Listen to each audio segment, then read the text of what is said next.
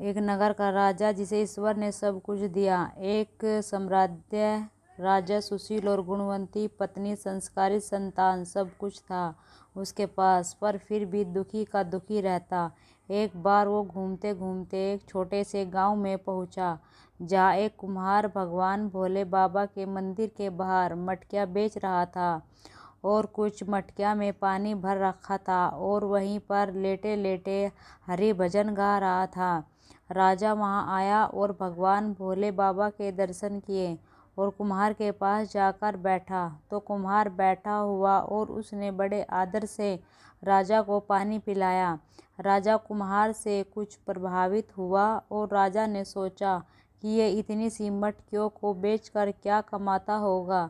तो राजा ने पूछा, क्यों भाई प्रजापति जी, मेरे साथ नगर चलोगे? प्रजापति ने कहा, नगर चलकर क्या करूँगा राजा जी। राजा, वहाँ चलना और वहाँ सब खूब मटकियाँ बनाना। प्रजापति, फिर उन मटकियों का क्या करूँगा? राजा, अरे क्या करेगा, उन्हें बेचना, खूब पैसे आएंगे तुम्हारे पास। प्रजापति, फिर क्या करूँगा उस पैसे का?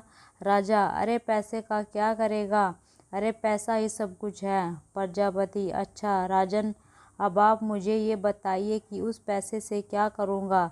राजा, अरे फिर आराम से भगवान का भजन करना और तुम आनंद में रहना। प्रजापति, क्षमा करना ए राजन, पर मैं आप मुझे ये बताइए कि अभी मैं क्या कर रहा हूँ, और हाँ, पूरी ईमानदारी से बताना।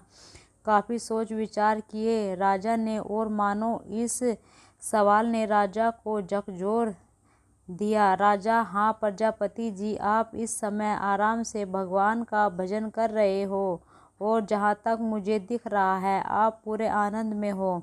प्रजापति, हाँ राजन, यहाँ तो मैं आपसे कह रहा हूँ कि आनंद पैसे से प्राप्त नहीं किया जा सकता है।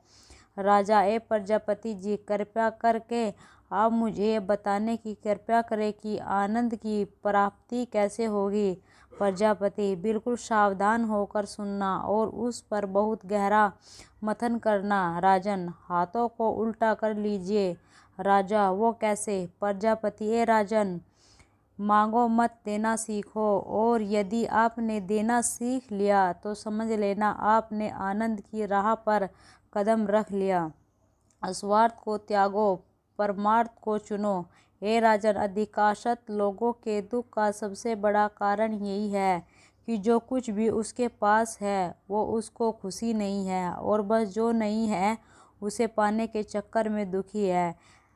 अरे भाई, जो है उसमें खुश रहना सीख लो, दुख आपने आप चले जाएंगे, और जो नहीं है क्यों उसके चक्कर में दुखी रहते हो। कहानी से सीख, आत्मसंतोष से बड़ा कोई सुख नहीं, और जिसके पास संतोष रूपी धन है वही सबसे बड़ा सुखी है, और वही आनंद में है, और सही मायने में वही राजा है।